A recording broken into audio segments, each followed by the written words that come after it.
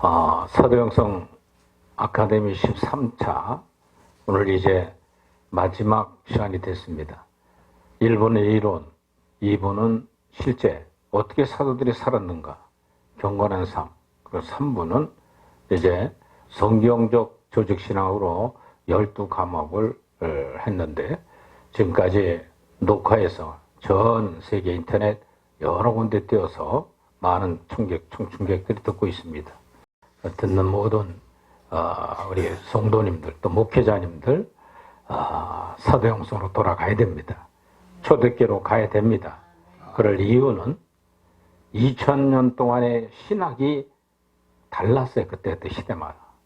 어디가 정통신학인지도 모를 정도로 유린방황하고 있는 것이 성경을 쓴 사도들의 영성입니다. 사도들은 한마디로 표현하자면 다 순교의 갔어요. 오늘날 교회가 잘 먹고 잘 살아보고 물질 만능주의에 빠져가지고 기복신앙에 빠져가지고 하면 된다주의에 빠지고 무당신앙으로 춤을 추는 오늘날 교회를 볼 수 있습니다.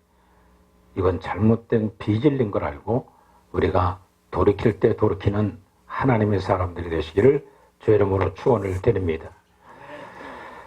성경적 조직신앙 12과목 중에 오늘 마지막 한 과목을 남겨놓고 있습니다. 서론, 성경적 조직신앙이 뭐냐, 그리고 사도론, 신론, 하나님에 대해서, 인재론, 인간과 죄악에 대해서, 네 번째로 기독론, 성경적 속죄론은 사도행성밖에 없습니다. 어느 신학자 얘기를 안 합니다. 우리는 2000년 동안 어느 신학자가 정통인지 모르는 시대 왔기 때문에 성경에 나타나는 구약의 죄사함, 10으로 16장 대속죄 제사를 완전히 드려주신 예수 그리스도, 그분이 제물될 수 있는 자격으로 동정녀를 통하여 탄생하셨고, 그리고 3년 동안 제자들에게 많은 걸 보이시고, 그리고 십자가상에서 두 가지 제물을 완성하신 예수님, 피를 온전히 드리는 제사, 제물, 그리고 엘리를 사박단하시면서 하나님 어찌하여 나를 버리셨나이까? 즉 무인증에 버려지는 제물, 아세셀의 제물을 대신 감당하신 예수님, 그 예수님만이 우리의 구주인 줄 믿으시 바랍니다. 그런 이유는 뭐냐? 동정녀 마리아 탄생하실 때 원죄가 없이 오신 예수님만이 제물이 될 수 있었던 겁니다. 그래서 이 사실을 정확하게 신약의 히브리서의 8, 9장, 10장에 보면 구체적으로 레위기 16장을 짝 이루어서 속죄론을 기록하고 있습니다. 예수님이 이 땅에 오신 목적은 그 나라와 그 의를 구하려고 오신 거지, 십자가로 놓고 교회가 기복주의에 빠져서는 안 돼. 비진리에 가서 설교를 해서도 안 되고 하나님이 기뻐하지 않아요. 그리고 생명, 성령론, 이 성령론에는 생명이, 성령이, 법이 죄와 사함에서 어떻게 우리를 자유케 했는가.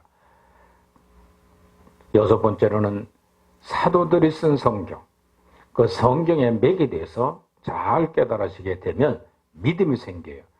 그래서 믿음론, 믿음을 어떻게 갖고 살았는가? 거룩한 사도들처럼 이긴 자의 삶을 살았던 거룩한 성도들의 삶을 우리는 조명을 해봤습니다.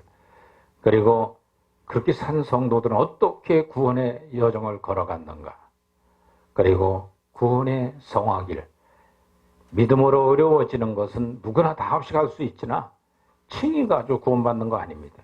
오늘날 칭의로 구원받았다고 얼마나 거짓 복음이 난무하고 펴져 있는지 이루 참 말할 수가 없을 정도로, 구원받았다가 하면 성화는 자동적으로 거룩해지는 삶을 살아가는 심령과 인격이 형성돼야만 되는 것입니다.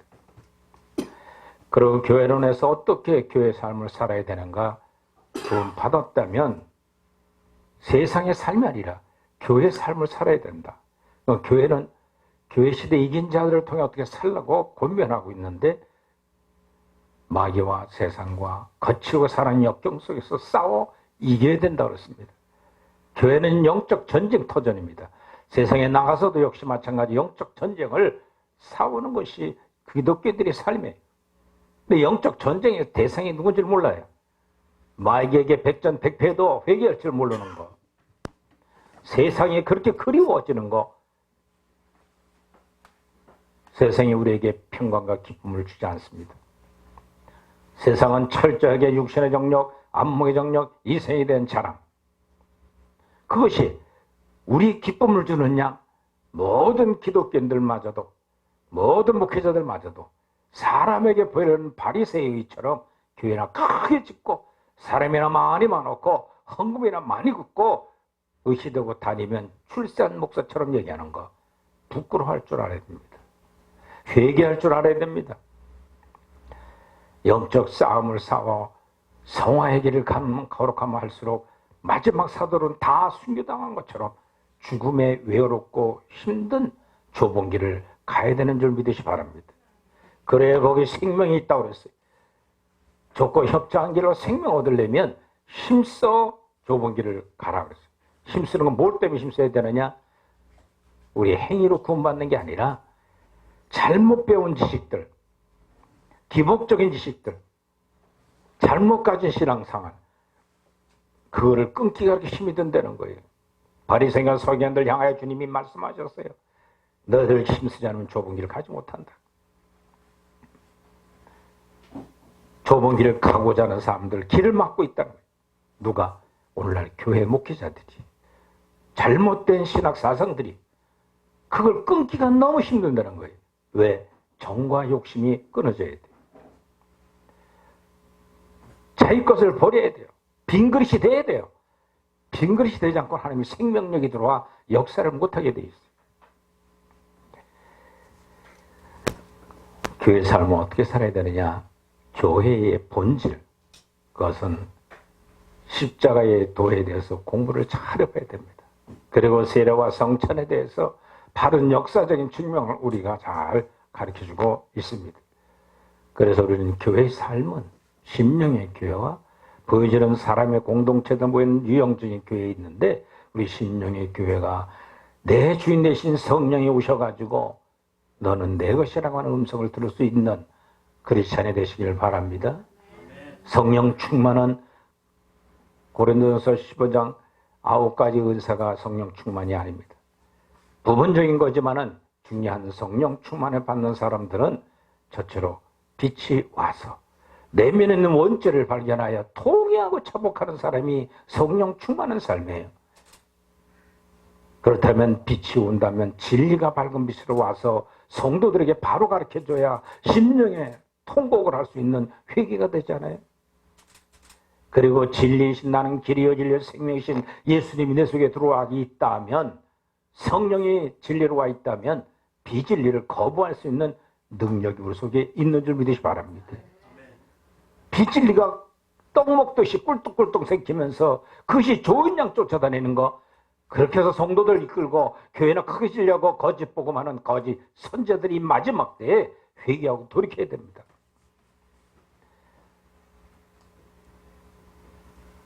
출세하려고 목회해요? 돈벌이 하려고 목회해요?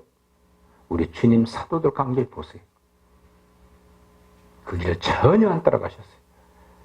사랑하는 12사도들도 따라다닐 때는 3년 동안 이 사람 따라다니면 먹을 것이 생기고 기적의 표적을 행하니까 많은 무리들이 와서 너는 선생의 제자지 인정받고 명예에게 사로잡히실 때 주님은 어이없다고 돌아섰어요.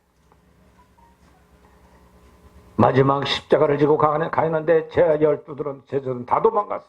가는다는 예수님을 팔아 은 30냥에 팔아서 넘기고 악령이 그 속에 들어가 그는 목매달아 자살하고 맙니다. 11제자는 떠났다가 다시금 부활하신 주님을 만나고 53일 후에 마그다라의 성령이 임한 다음부터 그들은 예수님 같은 생명을 내주하고 있었어요. 그 다음부터는 주님이 알아서 얘기하는 거예요. 주님이 내 속에서 역사하는 거예요. 성령으로 진리로 와 있기 때문에 사도행전 역사를 보십시오. 베드로나 요한이 역사한 사도행전 반은 두 분의 사역의 기록이에요. 사도들의 표적된 기록이에요. 53년 전에도 도망다니던 그들이 생명이 내주되니까 두렵고 떨림이 없어요. 당당하게 법정에 가서, 회당에 가서 제사장과 바리새인 장로들 앞에서 당당하게 당신들 회개하시오. 얼마 전에 십자오빠가 죽인 예수 그리스도가 메시아라는 사실, 이스라엘 백성 유대인들을 구원하러 온 메시아인데 너희들 몰랐구나.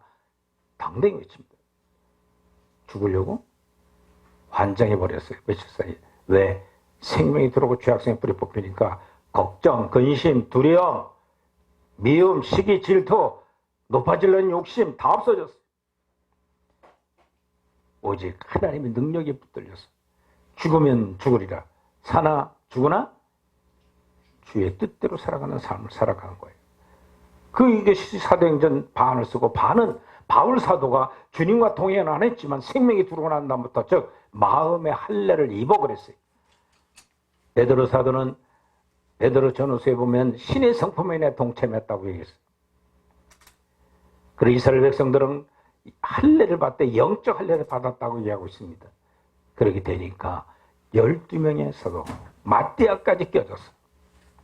그 사도들이 쓴 성경이 오늘날 우리에게 손에 들려지고, 그 성경을 보므로 말씀이 육신에 오신 예수 그리스도의 레마라는 그 생명의 말씀이 내 속에 들어와 나를 사로잡게 된다는 것이, 여기에 붙들려야 됩니다. 할렐루야.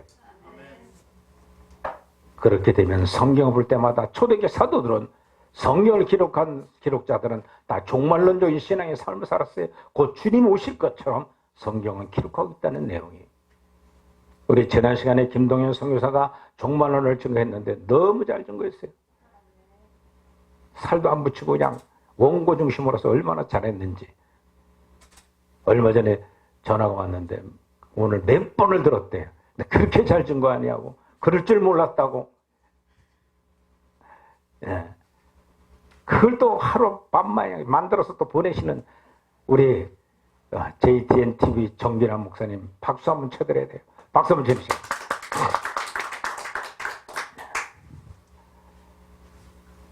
좁은 길 가면서 이 밝은 빛 증가하는 건요, 돈 가져가는 거 아닙니다. 할렐루야. 우리 강사들 저 말고 두 사람 껍데기 완전히 벗겨가지고 거짓 만들어서 증거하게 만들었어요. 할렐루야. 아니, 그렇게도 망하면 그렇게 망하는가 그래? 예? 할렐루야. 두 손 다 들어야 세상 끝나야 이 진리 증거하게 합니다. 이건 우연이 아니에요. 수억만의 목회자 중에 택했어요, 둘을. 예. 얼마나 복받은 분들이요? 사도들이 쓴 성경은 순간순간 당신들 살아있을 때 주님 오신다는 종말적인 신앙의 삶을 살아가는 우리에게 기록했어요. 그런데 우리는 2000년이 지금 지나 주님이 다시 재림할 징조가 너무나 뚜렷하게 나타났어요. 이스라엘 백성이 고토로 교환하면 주님 오신다고 그랬어요. 버림받았던 이스라엘 백성, 예수님이 십자가 못 박는 바람에 버림받은 1945년도가 버림받았다가 이스라엘 백성들이 다시 고토로 들어오면 내가 다시 오겠다. 누굴 구원하러? 이스라엘 백성들을 구원하러. 할렐루야. 성경은요, 이방인 저와도 관심 없습니다. 역사를 보면 2019년이 지나가고 있지만 쟁점 하나 찍고 난 것좀 들어가지 역사가 없어요. 이방인 역사는. 그래서 이방인들이 구원의 숫자가 채워지면 또 오신다고 그랬어요. 말세에는 지식이 고도로 발달하고 모든 교통이 빨리 왕래할 때 주님 오신다고 그랬어요. 얼마나 지금 지식이 발달됐어요? 저도 서재 수천 권의 책이 있지만은 인터넷에서 검색하면 금방금방 떨어져요. 그것도 손에 들고 그냥 스마트폰까지 찍으면 금방금방 모든 해석이 나와요. 책 들춰볼 시간이 없어요, 지금. 그렇게 빠른 시대를 지나가고 있어요. 교통도 KTX 타면 300몇 킬로씩 막 그냥 나가는데 이건 뭐 가는 것 같지도 않아요. 우위를 정복하고 이럴 때 주님은 말세 때가 가까워지리라 그랬어요. 지난 종말론 시간에 우리 공부 잘했죠? 이런 말세에 이제 어떠한 역사가 펼쳐질 것인가? 주님이 공중 강림하시고 7년 대환란 동안 이스라엘 백성들과 또 영적 이스라엘 백성인 저와 여러분들이 휴고되는 성도가 안 되면 환란을 통과하는 성도가 되어서 익은 열매 되는 것이 하나님의 목적인 줄 믿으시 바랍니다. 하도 안 잊어지려니까 하나님이 물질도 안 줘보고 병도 줘봤다가 약도 주고 이러면서 우리를 광야 끌고 가시는 그 자비로우신 하나님을 기억할 줄 알아야 돼요. 할렐루야. 오늘날 교회가 세상 잘 나가면 최고 축복받았다 그러는데 여러분들 복의 개념이 뭡니까? 2019년도는 신령한 은사를 사모하며 복을 누리시기 바랍니다. 신령한 은사는 복은 당겨 있는 것이 아니에요.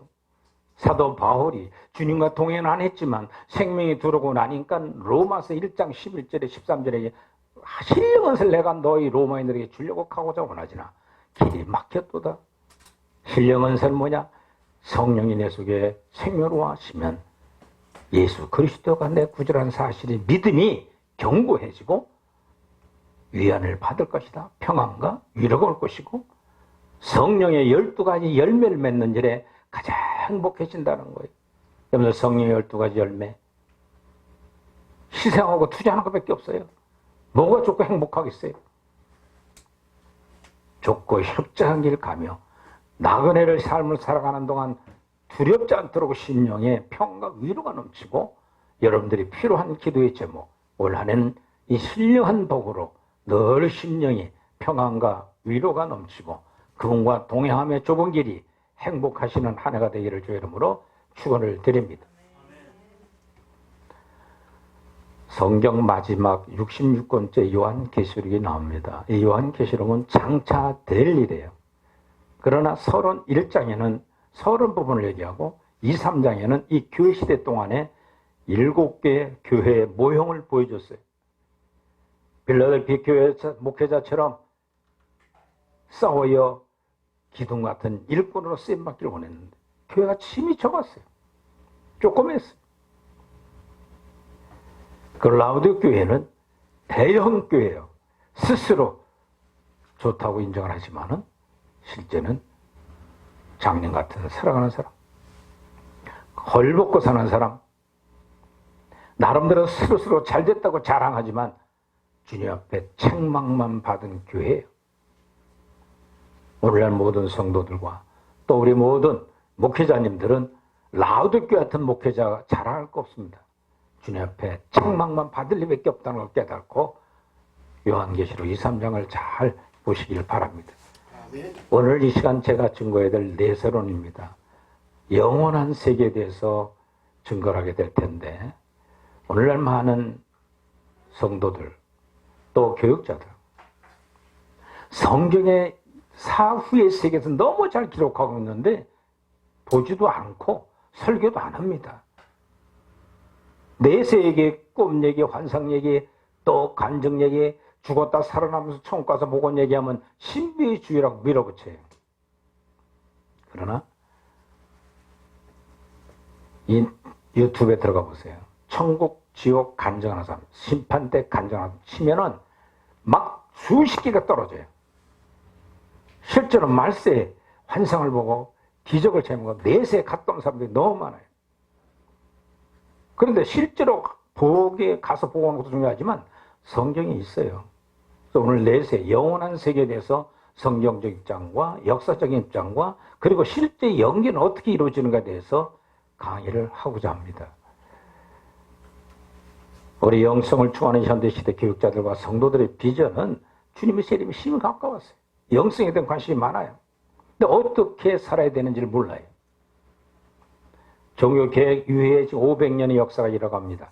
루터나 칼빈 신학, 또 웨슬레 200년 역사가 지난 다음 300년이 지난 웨슬레 신학인 성결교단과 감리교파, 20세기의 성령 역사를 주장하는 오순절 신학, 순복음 신학자들 혼잡한 20세기의 말세를 우린 오고 있습니다. 그러나 로마 가톨릭 교회이든 개혁교회이든 성경적 초대교회 사도들의 영성을 지향할 때 그리스도 예수 안에 있는 생명의 성의법이 죄와 사망에서 해방되어 구원에 이르게 되는 것입니다. 이 교시대 또한 구원의 양면성을 성경을 기록하고 있는데 사도 바울과 야고보에 조합니다.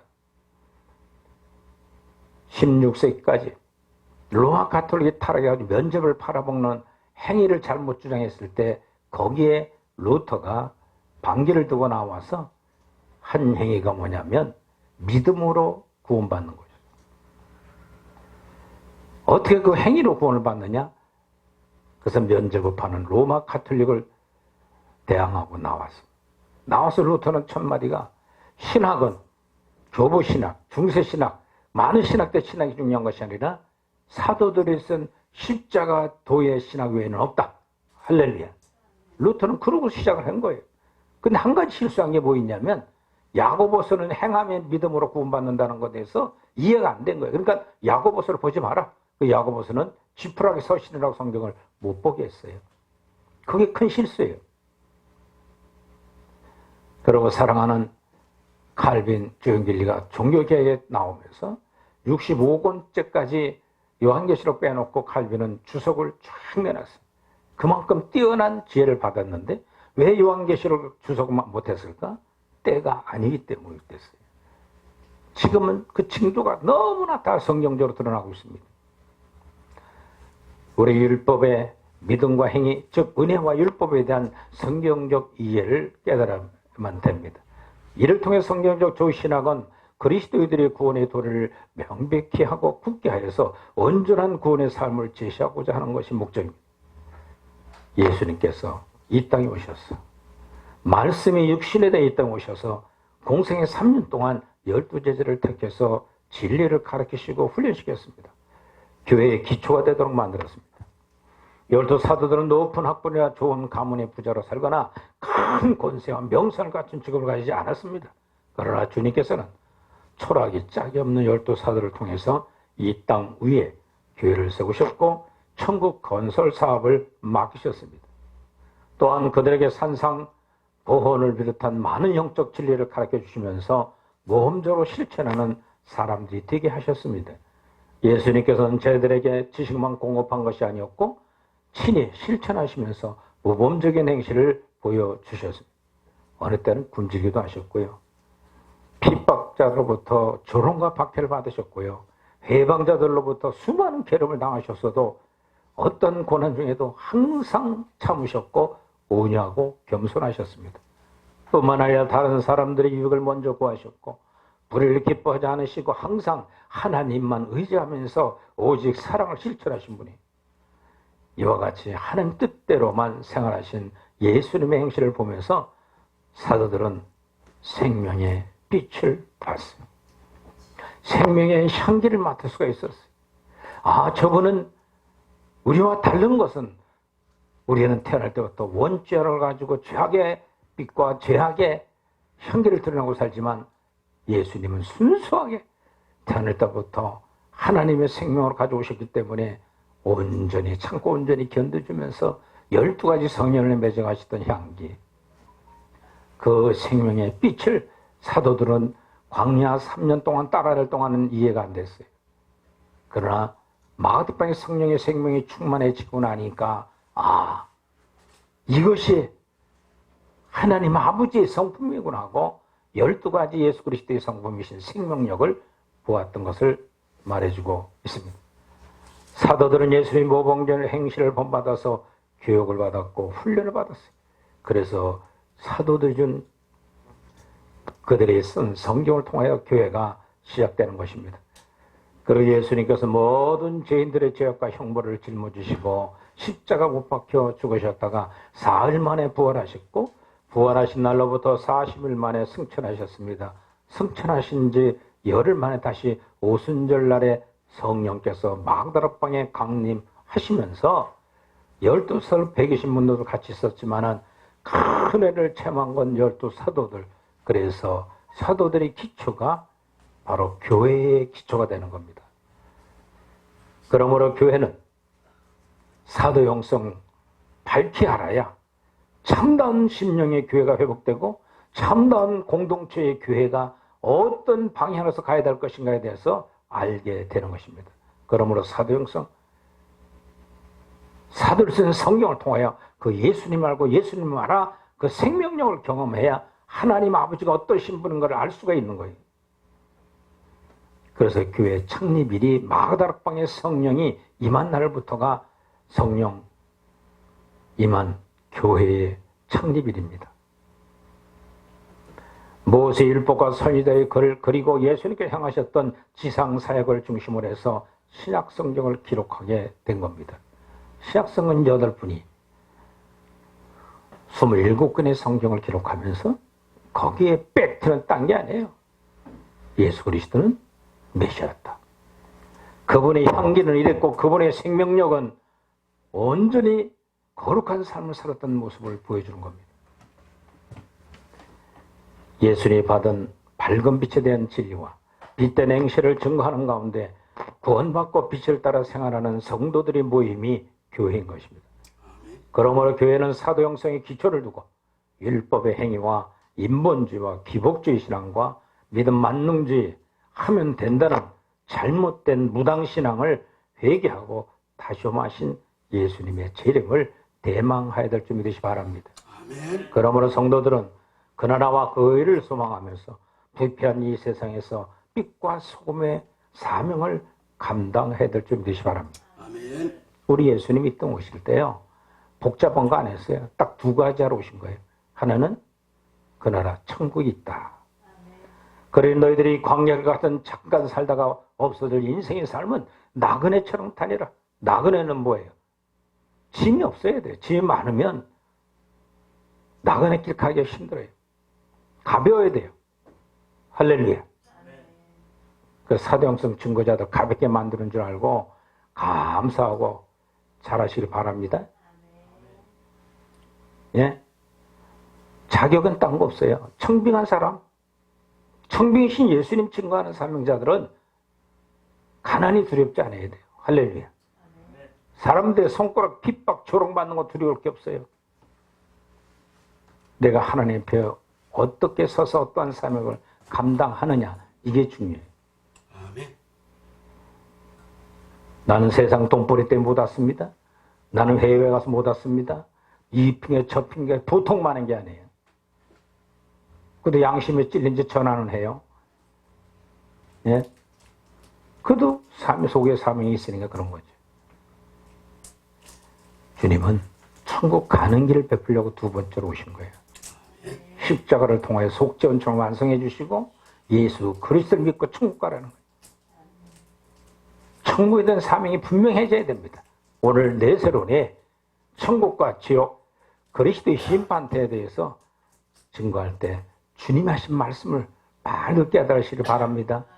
사도 바울도 거기에 대해서 너무 많은 걸 피력해 줬어요. 그런데 설교도 안 하고 듣지도 않고 깨닫지도 못하고 오늘 모든 성도들이 예수님 믿기만 하면 천국 간다는 거짓 복음에 휘말려서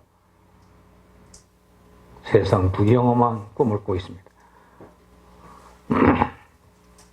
오늘은 크게 내세에 대한 기초적 견해를 말씀드리고, 그리고 내세의 실상은 어떻게 되어 있는가, 영계는 어떤 것이고 영계의 구조, 또 심판대가 있는 영역에 대한 견해들, 영계의 상부 영역과 중간 영역, 그리고 하부 영역.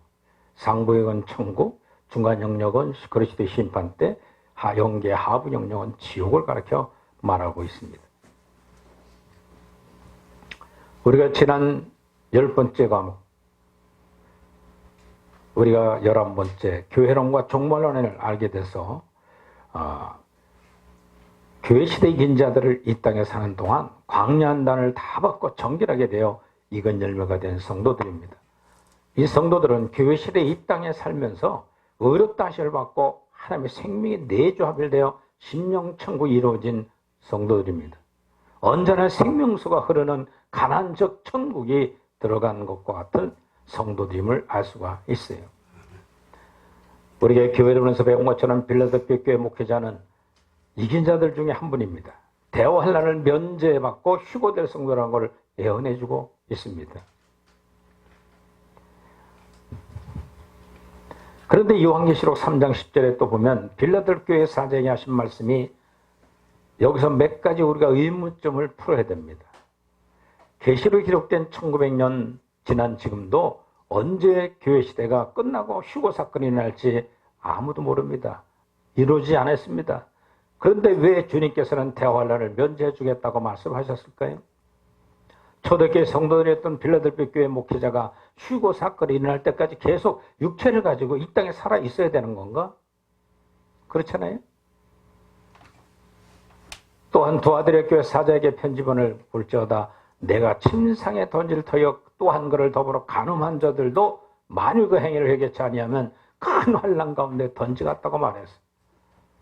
이 말씀은 두아드레 교회 성도들 중에 음녀, 이세벨, 즉 거짓 선지의 영적 음역을 한 자들이 회개치 않으면 큰 환난, 즉 대환란에 들어가게 하신다는 것을 말해주고 있습니다. 그렇다면 지금 1900년이 지금 지나가고 있는데 두아드레 교회 영적 음행하던 성도들도 대환란까지 육체를 가지고 이 땅에 계속 있어야 되는가? 이 문제입니다.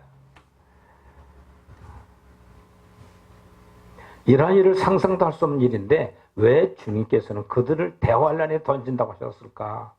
그리고 성도들은 누구나 광야한당 과정을 다 통과하면서 익은 열매가 되어야만 하늘 나라에 들어갈 수 있는데 이 땅에 사는 동안 이긴 자가 되지 못한 성도들은 어떻게 광야한당 과정을 다 마치고 들어가야 될 것인가? 이게 의문 아니에요? 또한 계시록 7장에 보면 교회 시대의 모든 성도들은 두 묶음으로 큰 환난을 면제받는 14만 4천 명과 큰 환난을 통과하는 성도로 구분되어 있습니다.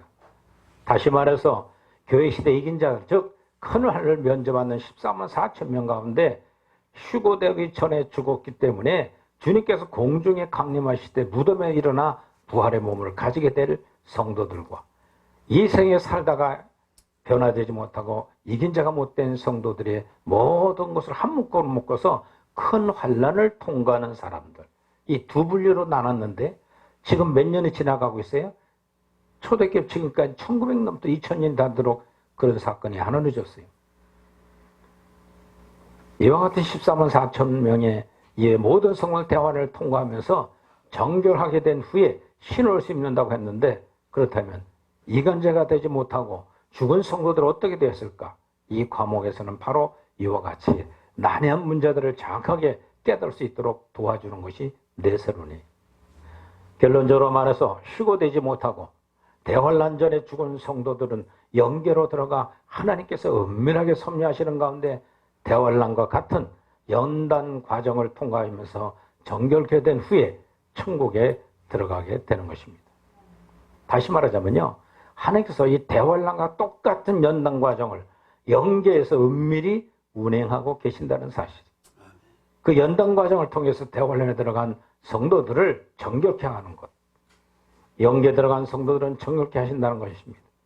그러므로 요한계시록 해석할 때는 초대교회 성도들뿐만 아니라 교회 시대의 모든 성도를 한 묶음으로 다루고 있다는 것을 알고 요한계시록을 해석해야 돼요. 또한 예수는 것은 요한계시록은 영계로 들어간 영혼들이나 영계에 있는 환경이나 사건들에 대해서도 아주 부분적으로만 몇 군데 계시하고 있을 뿐이며 대부분 이 세상에 있는 사람들에게 환경이나 사건들을 중심으로 계시하고 있다는 거예요. 따라서 요한계시록을 바르게 해석하려면 먼저 영계에 대한 지식을 가지고 있어야만 되는 겁니다. 도태로 우리가 지난번 종말론 설명을 했습니다. 다니엘에게 70일에로 예언을 했어요. 이스라엘 백성들이 바빌론에 잡혀가 있을 때 다니엘에게 준 계시. 7일에와 60일에가 지난 다음 주님이 이 땅에 초림하신다고 약속하시고 한 일에 남겨놓고 지금 교회 시대 2000년 동안 지나가고 있는 거예요. 이스라엘 백성들은 버림받은 기간이에요. 근데 이 교회 시대 동안에 14만 4천 명의 생명의 내조합일된 영적을 받은 성도들을 추수하기 위한 기간이라는 거예요. 그 14만 4천 명까지 딱 채워지면 주님은 이유 없이 공중에 재림하시고 대환란에 집어넣어서 이거지지 않은 성도들, 그들을 환란 7년 동안에 익히겠다는 하나님의 약속이 있어요. 이스라엘 백성들은 지금 예수 그리스도를 믿지 않습니다. 이 7년 대환란 들어서부터 두 손 들고 주님이 메시아인 걸 믿게 되도록 만드는 과정이에요. 그러면 이 7년 대환란은 연단받는 기간이에요. 그때부터 이스라엘 백성들은 7년 만에 익은 열매 길을 열어주겠다고 하는데 이게 얼마나 무시무시한 거예요. 7년 대환란이 첫째 나팔부터 넷째 나팔은 자연재앙. 지금의 모든 자연들을 3분의 1을 줄여버리는 거예요. 하늘과 땅과 천지와 그리고 물의 구는 모든 것 3분의 1을 줄여버려요. 그리고 첫째와 다섯째 나팔 재앙이 벌어지면서부터 이제 무저갱이 열리고 지옥문이 열려서 세상 떠다니는 많은 영혼들에게 붙어서 혈기만 냈다 하면 칼 들고 죽이는 그런 묻지마 살인이 막 벌어질 게 있다, 이 당시에. 또 모든 자연인의 3분의 1 줄었기 때문에 살기가 굉장히 불편합니다. 힘듭니다. 그리고 둘째와 고개 멸망, 엿새 나팔 재앙. 전 세계가 3차 대전쟁이 일어나는 내용입니다. 지금은 1차, 2차 전쟁은 부분적인 전쟁이었으나 7년 대환에 부른 전쟁은 전 세계가 한 번에 불바다가 되는 전쟁이에요. 동시에 부러진 전쟁이에요. 얼마나 무시무시한 사건이 지금 전개되고 있습니까? 지금도 북미 정상, 남북 정상 회담하는 게 뭐 핵심이 뭐예요? 핵을 쓰지 마라. 핵을 제한하자. 근데 전 세계에 퍼져 있어요. 군함도 바닷속에도 공중에 떠다니는 비행기들도 핵을 다 탑재하고 있어요. 터지면 다발성으로 터져버려요. 이때 전쟁은 바로 소유럽 공동체와 이스라엘 백성이 한패가 되고 동유럽 국가와 꼭 러시아에 합뭉쳐돼 가지고 큰 전쟁이 이루어지게 된다는 것이 에스겔의 약속한 예언이에요. 그럼 이 한일에 이 7년 대화를 왜 만드셨는가? 이스라엘 백성을 구원하는 연단의 기간, 즉 모든 성도들이 이건 열매 안 된 성도들은 죽음 이후에 남은 연단 과정을 연계해서 받을 길을 만들고 있다는 것이 그 곧 그리스도의 심판 때라고 말해주고 있습니다. 지금도 연계 체험하는 사람들 천국과 지옥 얘기하는데 가끔 들어보면 심판 때를 얘기해요.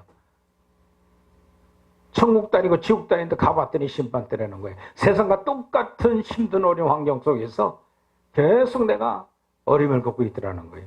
그건 천국 아니면 지옥 아닌 거죠. 그 심판 때라는 얘기를 본인 입으로도 해요. 주님이 가서 말하라. 너희들이 심판 때를 거쳐 지옥 갈 준비하는 과정과 청도란 준비하는 과정이 있다는 걸 간증하라는 내용이 많아요.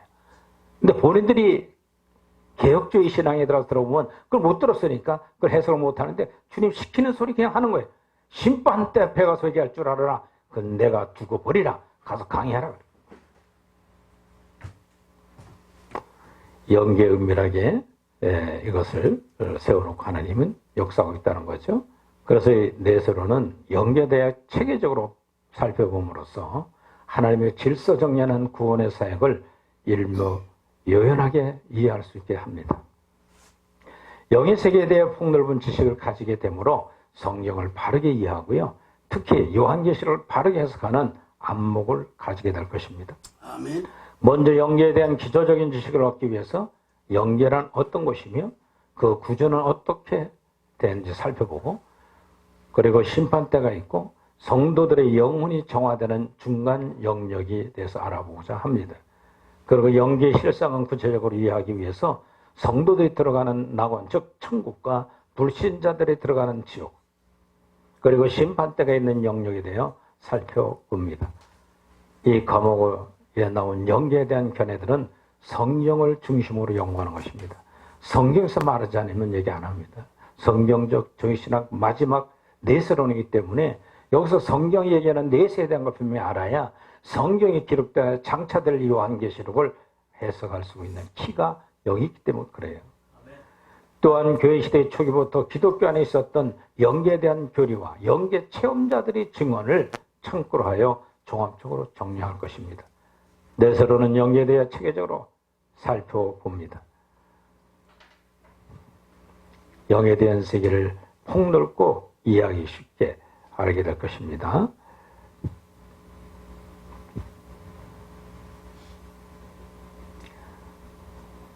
첫째로 영계 어떤 것인가, 그리고 영계의 구조, 심판대가 있는 영역에 대한 견해, 영계의 상부 영역, 그리고 영계의 중간 영역, 영계의 하부 영역, 즉 천국과 심판대와 하부 영계 지옥에 대해서 연구하게 될 것입니다.